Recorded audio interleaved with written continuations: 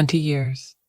2 decades of shared dreams, quiet dinners, and comfortable silences.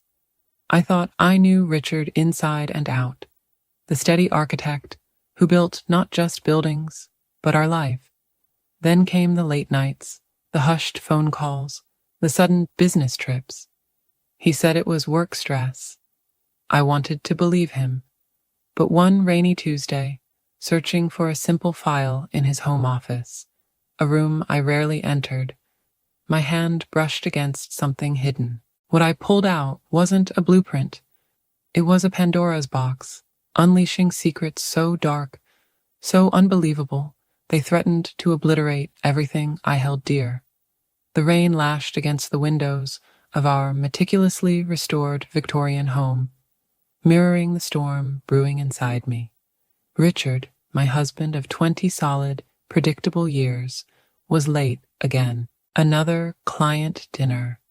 Another vague explanation mumbled into his phone before he rushed out the door, leaving me with a lukewarm casserole and a growing knot of unease in my stomach. Richard was an architect, a man who dealt in lines, angles, and solid foundations.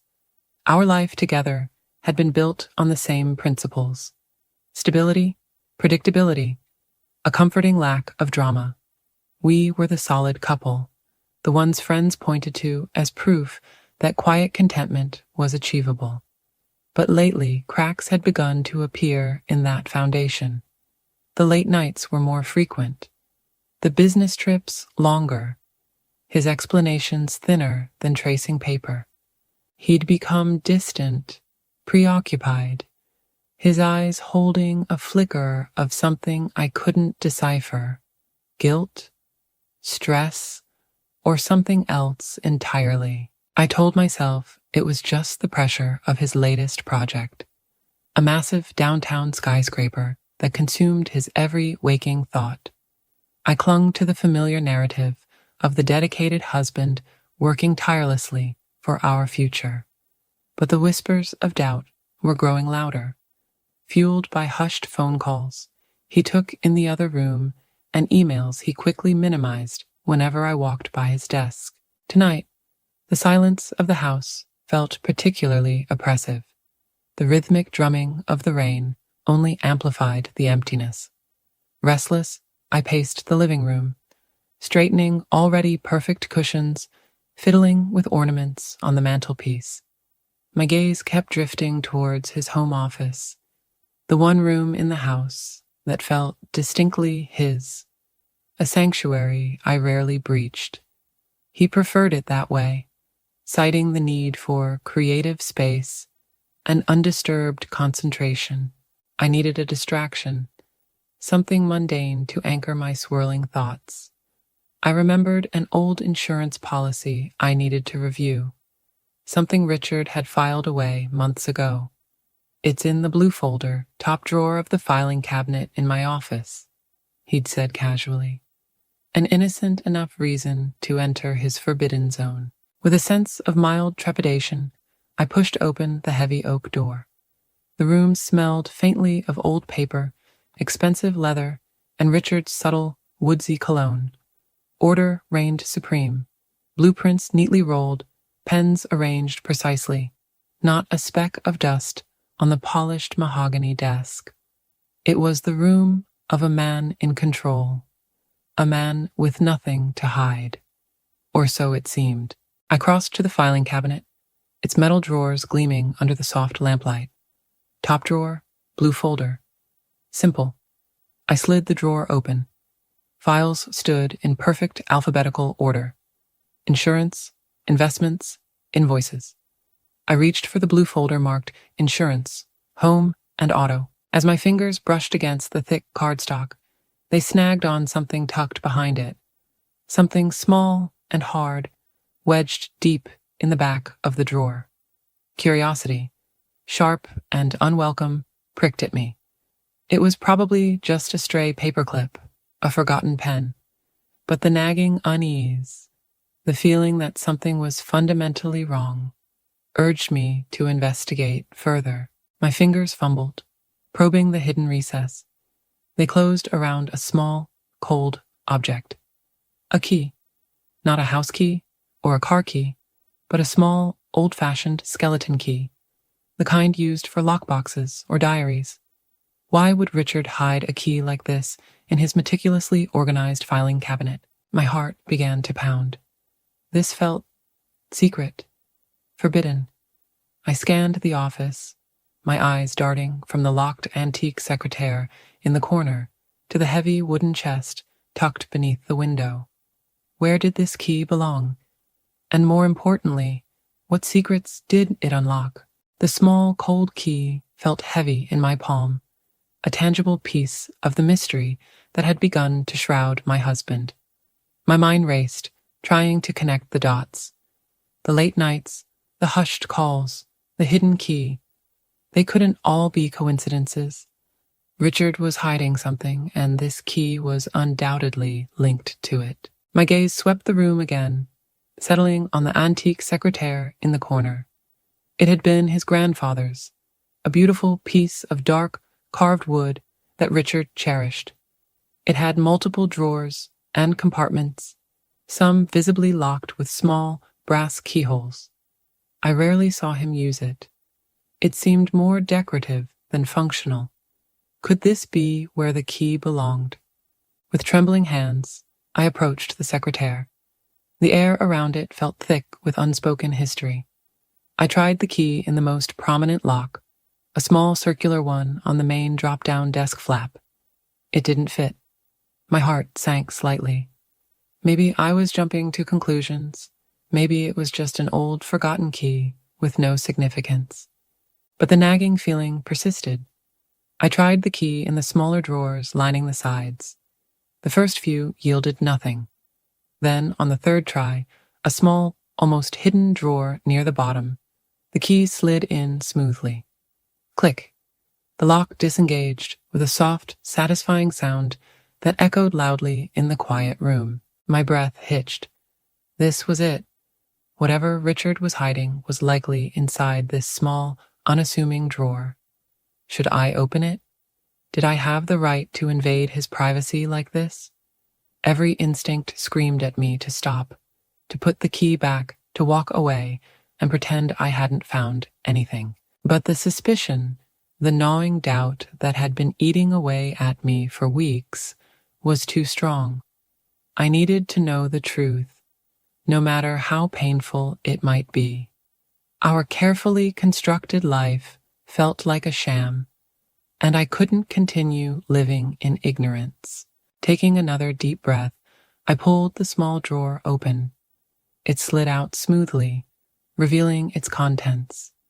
It wasn't filled with incriminating documents or love letters, as I might have morbidly expected.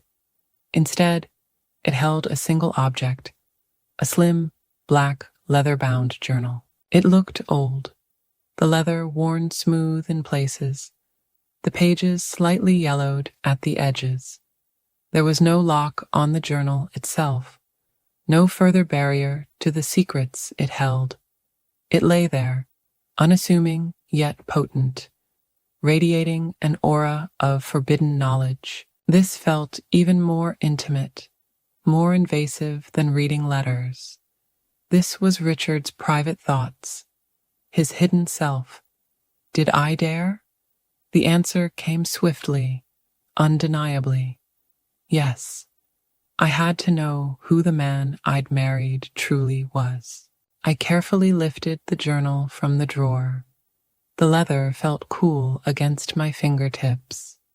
Settling into Richard's imposing leather desk chair, a seat I'd never occupied before, I opened the journal to the first page. The handwriting was unmistakably Richard's, neat and precise, the familiar slant of his letters suddenly seeming foreign, alien. The first entry was dated nearly a year ago, around the time his behavior had started to change. October 17th. Met her again today. The connection is undeniable, frighteningly so.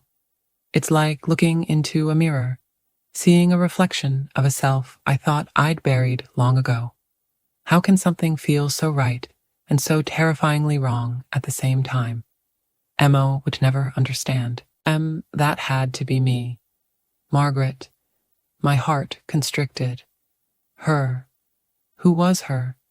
The entry was brief, cryptic, yet it confirmed my worst fears.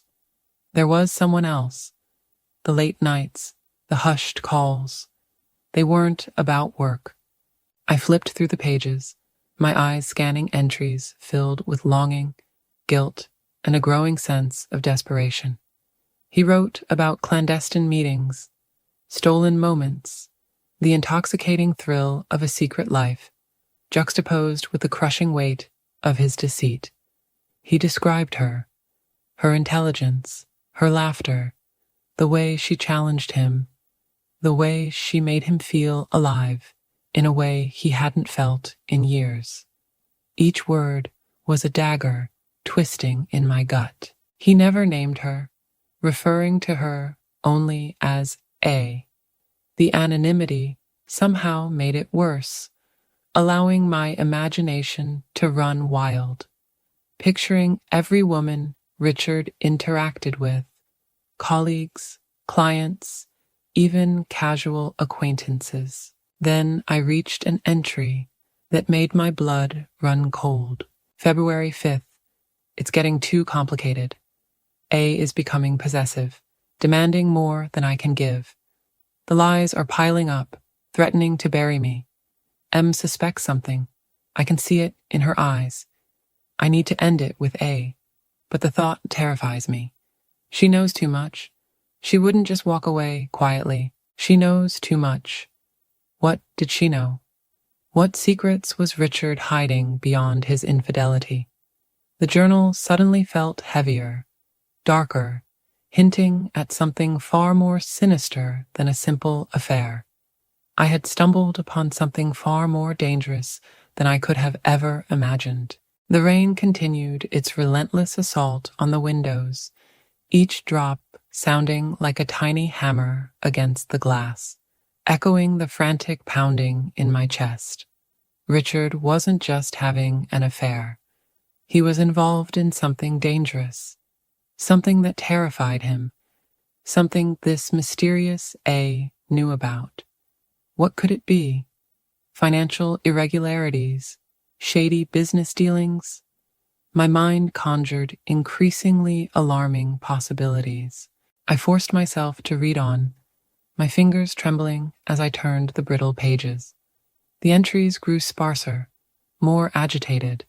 Richard wrote about feeling trapped, suffocated by the web of lies he had spun. He mentioned arguments with A, veiled threats, a growing sense of paranoia. March 12th.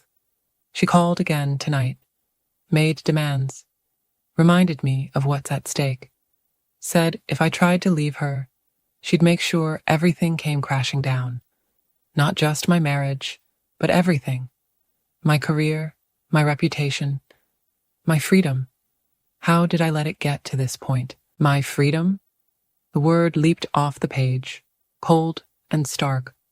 What could A possibly hold over him that threatened his freedom? Was it blackmail? Was Richard involved in something illegal? The image of my steady, predictable husband engaging in criminal activity seemed ludicrous. Yet the journal painted a picture of a man spiraling out of control, desperate and cornered. I flipped further, searching for more clues, for a name, for anything that could shed light on this terrifying situation. Then I found it, tucked between two pages, near the end of the journal, was a small, folded photograph. My breath hitched. With trembling fingers, I carefully unfolded it. It was a picture of Richard, younger, smiling, standing beside a woman I didn't recognize. She was beautiful, with dark, intense eyes and a cascade of raven hair. They stood close together, their arms linked, an undeniable intimacy radiating from the image. On the back, Written in faded ink was a simple inscription: Richard and Annalise, Santorini, 2008. Annalise. Ah, the name finally had a face. But who was she? Santorini, 2008. That was long before Richard and I were married. Had they known each other before?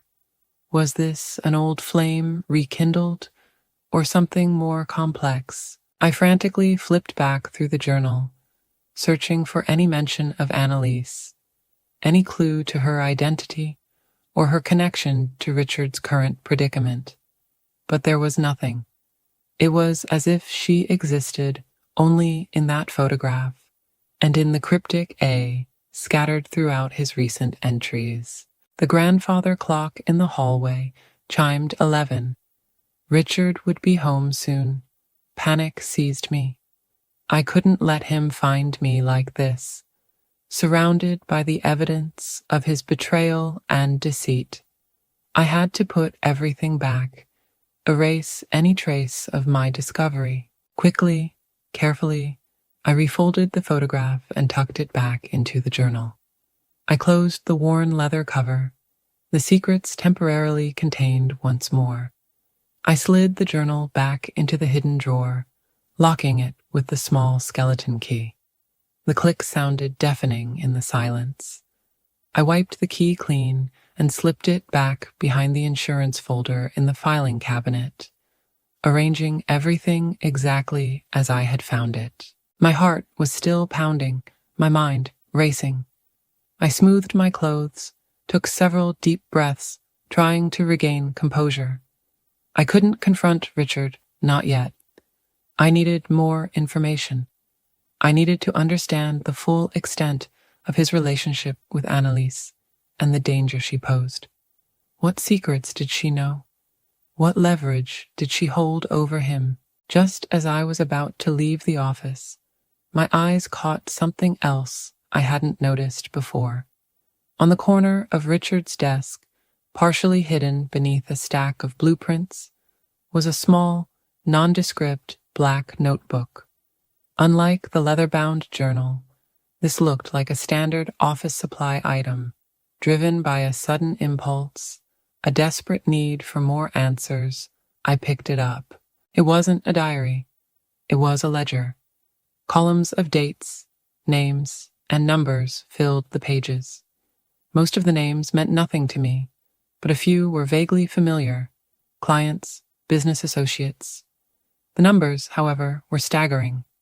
Large sums of money, transferred, withdrawn, recorded with Richard's precise, meticulous handwriting.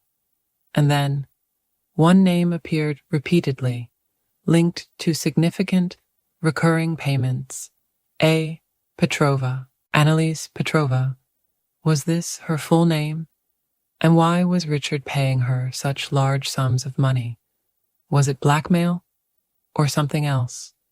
Something related to the secrets that threatened his freedom? The rain beat harder against the windows as I heard the sound of Richard's car pulling into the driveway. Richard's key turned in the lock. Panic surged through me, cold and electric. I slammed the ledger shut, shoving it hastily back under the blueprints, praying it looked undisturbed. I smoothed my hair, wiped my clammy palms on my trousers, and tried to arrange my features into a mask of normalcy as the front door opened and closed. "Margaret, you still up?" Richard's voice echoed from the hallway, sounding tired, strained. "In your office," I called back, trying to keep my voice steady, "just looking for that insurance policy." I held up the blue folder as he appeared in the doorway, hoping the prop would lend credence to my flimsy excuse. He stopped, his eyes sweeping the room, lingering for a fraction of a second too long on the secretaire, then the desk. Did he notice something amiss? Was the ledger slightly askew? Did the air still smell faintly of old paper, disturbed from the hidden drawer? My heart hammered against my ribs. "Find it?" he asked, his tone carefully neutral, but his eyes sharp, probing. "Yes, right where you said," I replied, forcing a brightness I didn't feel. "You look exhausted, Richard. Long dinner?" He ran a hand through his damp hair, avoiding my gaze. "Yes." Client negotiations dragged on. You know how it is.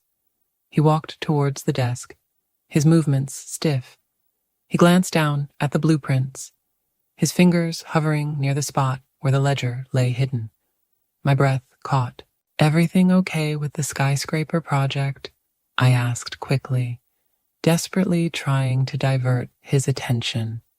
It worked. He straightened up, the familiar mask of the driven architect sliding back into place. "Stressful, but progressing. Henderson is being difficult about the zoning permits, as usual." He launched into a detailed explanation of structural engineering and bureaucratic red tape, his voice regaining its usual confident cadence. I listened, nodding, pretending to absorb the details, but my mind was elsewhere, replaying the journal entries, the photograph, the damning figures in the ledger. Annalise Petrova, large sums of money, threats to his freedom. It painted a picture far darker than simple infidelity. As he spoke, I studied his face, searching for cracks in his composure, for any flicker of the fear and desperation I'd read in his journal. But there was nothing. He was Richard, my steady, reliable husband, discussing work with practiced ease. Was the journal just a fantasy?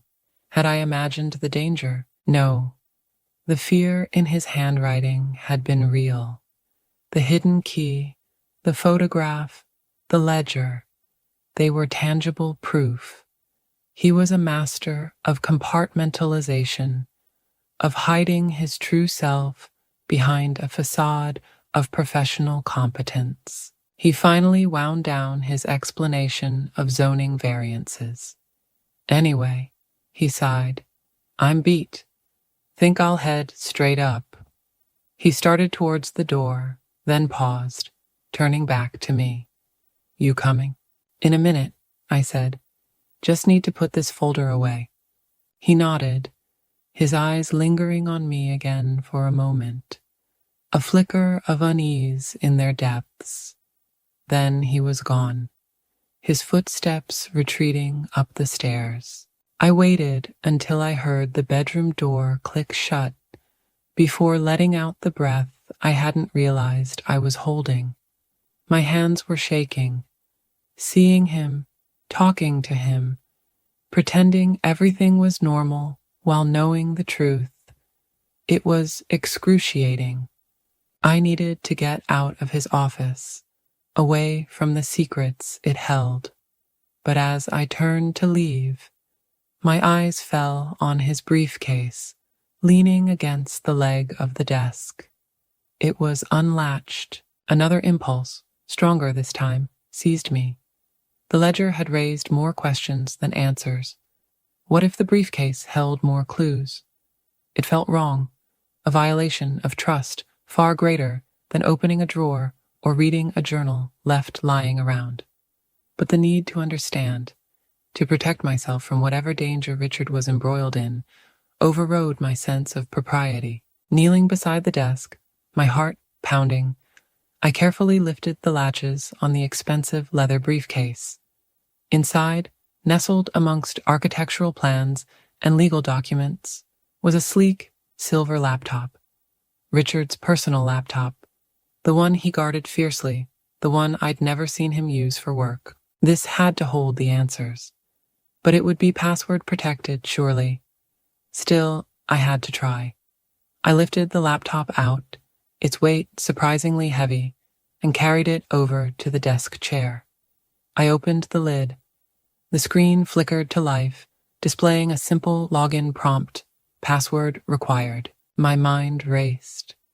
What would Richard use as a password? Our anniversary? My birthday? The dog's name? Too obvious. Something related to work? The skyscraper project name? Annalise. I typed in Annalise Petrova, access denied.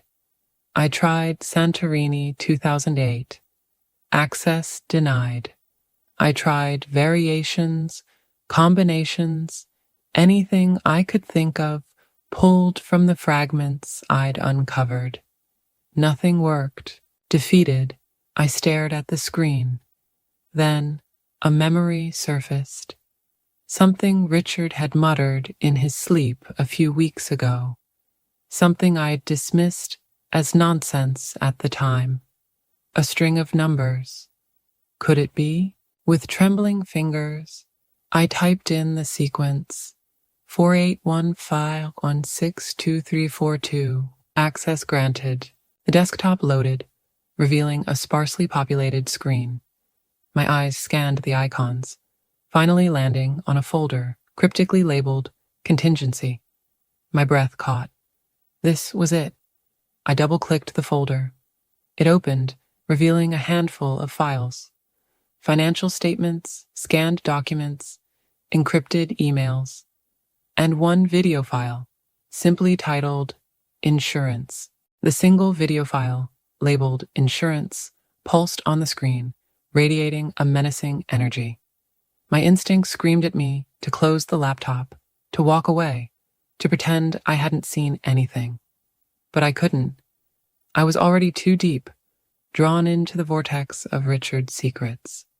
Whatever this video contained, it was the insurance Annalise held over him, the key to understanding the danger that lurked beneath the surface of our lives. My hand hovered over the trackpad, trembling slightly.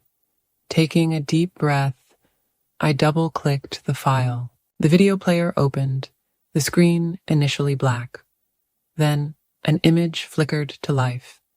It was grainy, dimly lit, seemingly recorded on a hidden camera or a phone. The setting appeared to be a warehouse, stark and industrial, filled with crates and shadows. Two figures stood in the center of the frame. One was unmistakably Richard, looking younger, more nervous, his usual composure replaced by a palpable anxiety. The other figure was a man I didn't recognize, burly, rough-looking, with cold, hard eyes. There was no audio, but the tension was palpable. Richard gestured emphatically, pleading, while the other man remained impassive, occasionally shaking his head. Then, the burly man reached into his jacket and pulled out a thick envelope, handing it to Richard.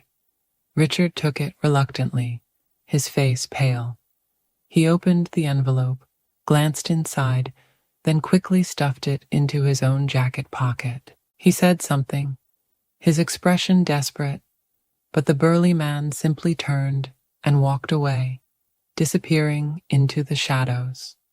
Richard stood alone for a moment, running a hand through his hair, his shoulders slumped in defeat, before the video abruptly ended. I stared at the blank screen, my mind reeling. What had I just witnessed? It looked like a payoff, a clandestine exchange of money. But why? What was it for? Was this related to Annalise? Was the burly man connected to her? My gaze fell back to the other files in the contingency folder. Financial statements showing large, unexplained offshore transactions. Scanned documents detailing shell corporations and anonymous holding companies. Encrypted emails with cryptic messages referring to shipments, customs, and looking the other way. The pieces began to fall into place, forming a horrifying picture. Richard wasn't just having an affair. He wasn't just being blackmailed over infidelity. He was involved in something far bigger, far more dangerous. Smuggling, money laundering. The possibilities were terrifying. Annalise wasn't just a jilted lover. She was an accomplice, or perhaps even the mastermind, holding evidence of his crimes over his head. The payments in the ledger weren't blackmail for silence about the affair. They were hush money for his involvement in her illegal enterprise. The skyscraper project, the late nights, the stress. It wasn't just about architecture. It was a cover, a means to legitimize illicit funds, perhaps. The weight of the discovery pressed down on me, suffocating me. My husband, the man I had loved and trusted for 20 years, was a criminal. Suddenly, I heard a floorboard creak upstairs. David? No, Richard. He was awake, moving around, coming downstairs. Panic surged through me again. I slammed the laptop lid shut, my heart pounding like a drum against my ribs. I quickly slipped it back into the briefcase, fumbling with the latches in my haste. I shoved the briefcase back under the desk, arranging the blueprints over it, praying it looked untouched. I scrambled out of the office, switching off the light and pulling the door almost closed behind me, just as Richard appeared at the top of the stairs. "Margaret," he called down, his voice thick with sleep. "What was that noise? Is everything all right?"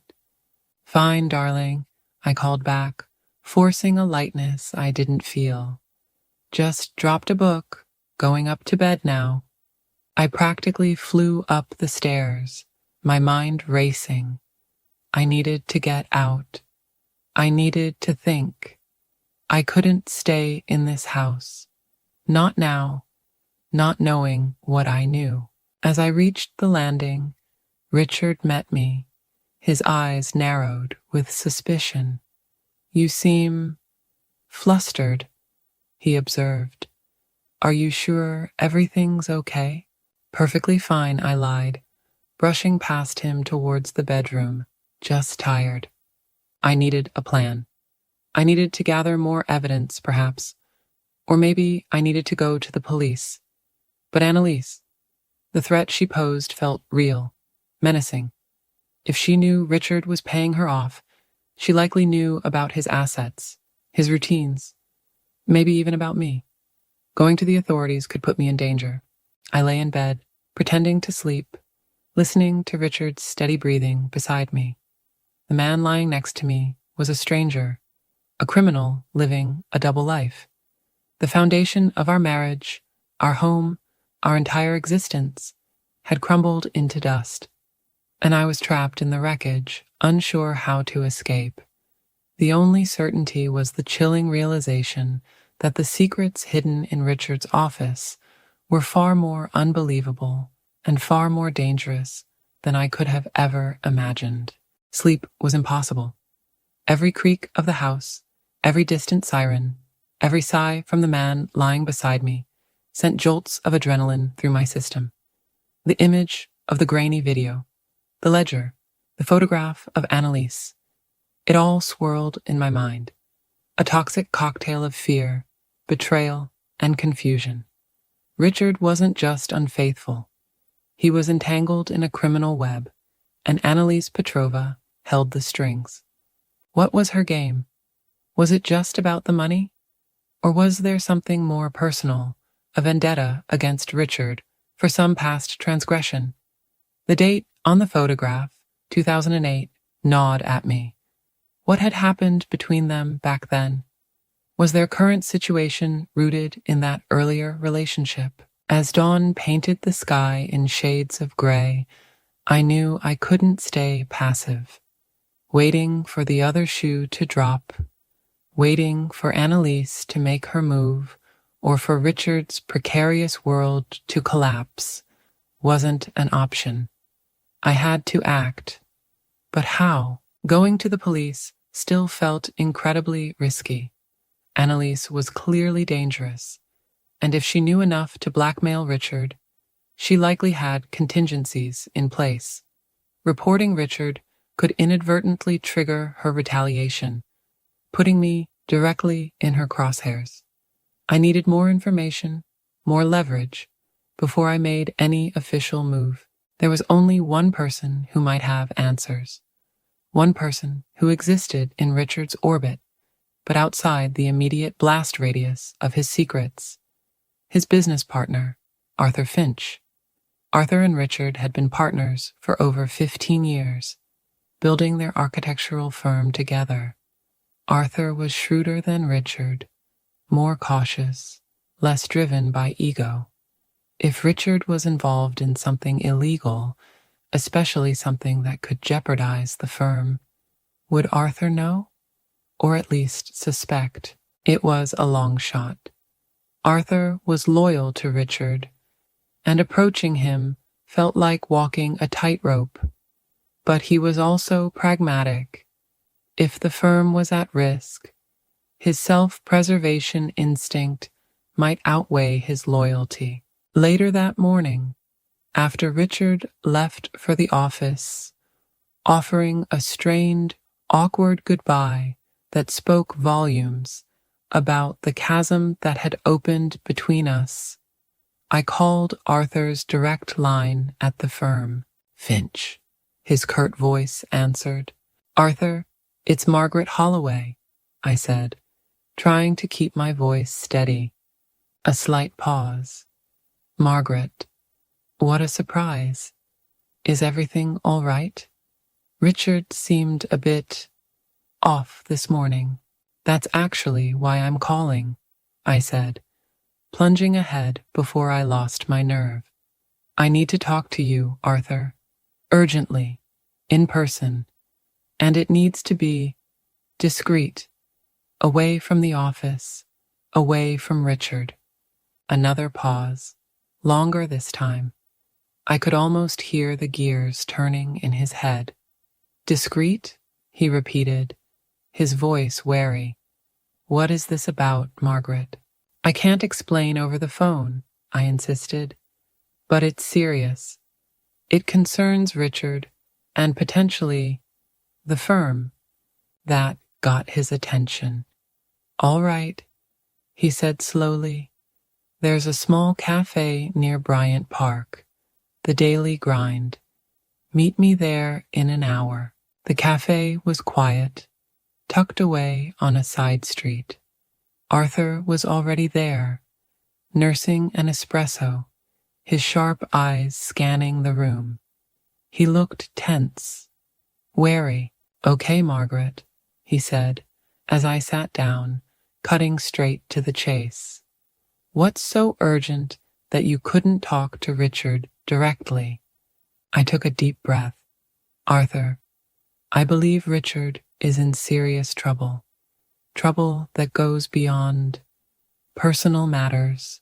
Arthur frowned. "What kind of trouble?" "I found things in his office," I explained, lowering my voice. "A journal, financial records, evidence of large, unexplained payments to a woman named Annalise Petrova, and a video. It looked like a payoff, Arthur. Something illegal." Arthur's face went pale. He leaned back in his chair, running a hand over his thinning hair. He didn't look surprised. Not entirely. He looked apprehensive, like someone who had suspected something but hadn't wanted to confirm it. "Annalise Petrova," he murmured, almost to himself. I knew that name sounded familiar. She was involved in that messy Santorini project years ago, before you and Richard were even married. Bad news, that one. Caused Richard a lot of headaches. "What happened in Santorini?" I pressed. Arthur shifted uncomfortably. "Look, Margaret, that was a long time ago. Richard handled it. Some kind of dispute with a local contractor. Permits gone wrong. Annalise was the liaison. Smoothed things over. Or so I thought." "He's paying her, Arthur," I said urgently. "Thousands of dollars regularly, and he's terrified of her.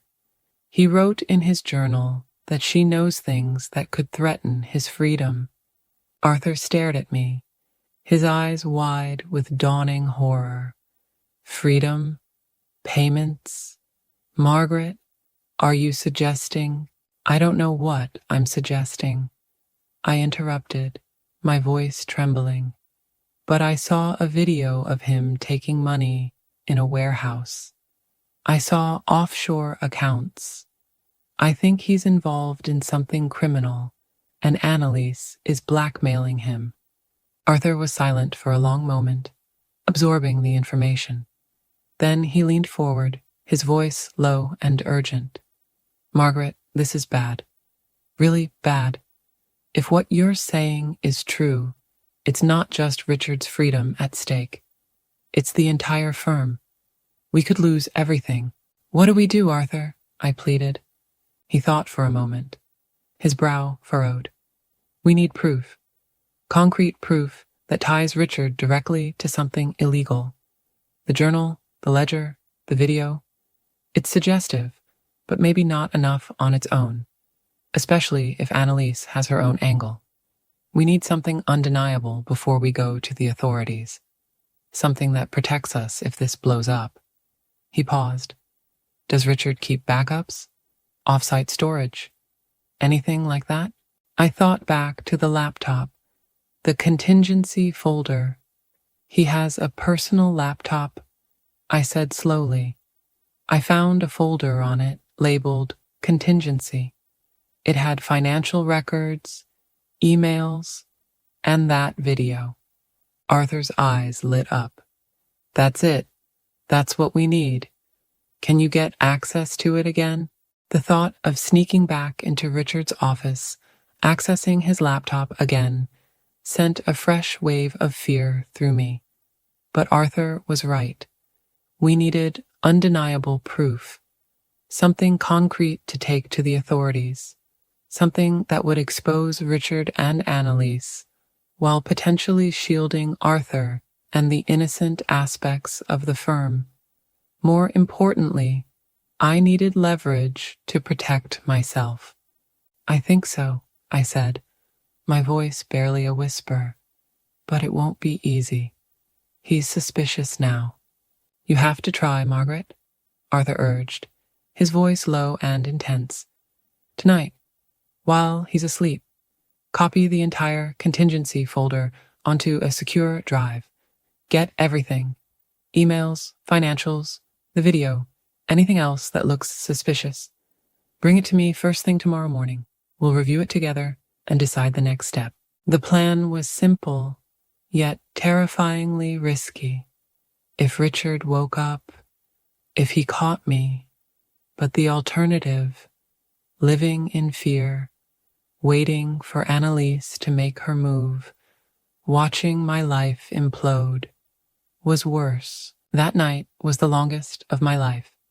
I lay beside Richard, feigning sleep, my body rigid with tension, listening to every breath, every shift in his weight. Hours crawled by. Finally, around 3 a.m., his breathing settled into the deep, rhythmic pattern of sound sleep. Heart pounding, I slipped out of bed, moving with agonizing slowness. I crept downstairs, the old house groaning around me, each sound amplified in the oppressive silence. Reaching the office, I eased the door open. The room was dark, filled with shadows that seemed to writhe and shift. I navigated by memory to the desk, my hands finding the briefcase.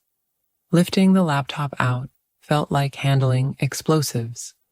I carried it back to the desk, opened it, and typed in the sequence of numbers Richard had muttered in his sleep. 4815-62342. Access granted. My hands flew across the keyboard. I inserted the secure USB drive Arthur had given me and located the contingency folder. Selecting copy, I watched the progress bar crawl across the screen, each percentage point feeling like an eternity. My ears strained, listening for any sound from upstairs. Copy complete. Relief washed over me, sharp and dizzying. I ejected the drive, pocketing it securely. I closed the laptop, wiped it down, placed it carefully back in the briefcase, latched it, and slid it back under the desk. arranging the blueprints precisely as they had been. I checked the secretaire drawer, still locked, the filing cabinet, the key undisturbed. Just as I was turning to leave, a flicker of movement outside the window caught my eye. I froze, peering into the darkness. A car was parked across the street, engine off, lights dimmed. A figure sat inside, motionless, watching the house. My blood ran cold. Was it Annalise? Had she been watching us? Did she know I had discovered Richard's secrets? Panic propelled me out of the office and up the stairs. I slid back into bed, pulling the covers up to my chin, my body trembling uncontrollably. Richard stirred beside me, but didn't wake. I lay there, wide-eyed, until the first hint of dawn broke through the curtains, the mysterious car finally driving away. The next morning, I met Arthur at the cafe, handing over the USB drive with shaking hands. There was someone watching the house last night, I whispered, recounting the unsettling incident. Arthur's face grew grim. Annalise, she's escalating things. We need to move fast. We spent the next hour huddled over Arthur's laptop, examining the copied files. The evidence was damning. Encrypted emails detailed specific illegal shipments, payoffs to customs officials, and communication between Richard and Annalise that clearly outlined their criminal conspiracy, seemingly stretching back to that Santorini project years ago. The video was the linchpin, visual proof of Richard receiving illicit funds. The financials documented the intricate web of money laundering through offshore accounts and shell corporations linked to the firm's legitimate projects. This is worse than I imagined, Arthur breathed, running a hand over his face. He used the firm, Margaret. He put us all at risk. What do we do now? I asked, the USB drive containing their downfall feeling heavy in my pocket. Now, Arthur said, his voice hardening with resolve, we protect ourselves, and we do the right thing. We contacted Arthur's lawyer, who immediately advised us to go to the federal authorities. With the contents of the USB drive as undeniable proof, the investigation moved swiftly. Warrants were issued. Assets were frozen. The aftermath was messy. The firm faced intense scrutiny, but Arthur, cooperating fully and providing evidence against Richard, managed to salvage its reputation, albeit tarnished. My life, as I knew it, was over. The divorce was swift, the division of assets complicated by the frozen accounts. The house, tainted by secrets and betrayal, was sold. I moved away, seeking anonymity in a quiet coastal town, far from the wreckage of my former life. It wasn't easy. There were lonely nights, moments of doubt, flashes of anger and grief. But slowly, piece by piece, I began to rebuild. I found a small cottage overlooking the ocean, filled it with books and light, and started painting again, a passion I'd abandoned years ago for Richard. I never saw Arthur again, though I heard he successfully restructured the firm. Richard received a lengthy prison sentence. Annalise, leveraging her knowledge, received a reduced sentence in exchange for testifying against others involved in the larger criminal network. Sometimes, walking along the beach, feeling the salt spray on my face, I thought about the life I'd lost. But there was no regret.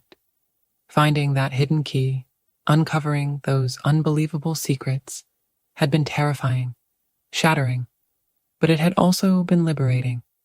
It had forced me to confront the truth, not just about Richard, but about myself, about the quiet compromises I had made, the life I had settled for instead of the one I truly wanted.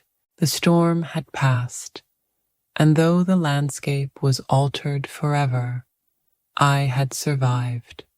And in survival, I had found a quiet strength, a path toward a future that was finally, truly my own.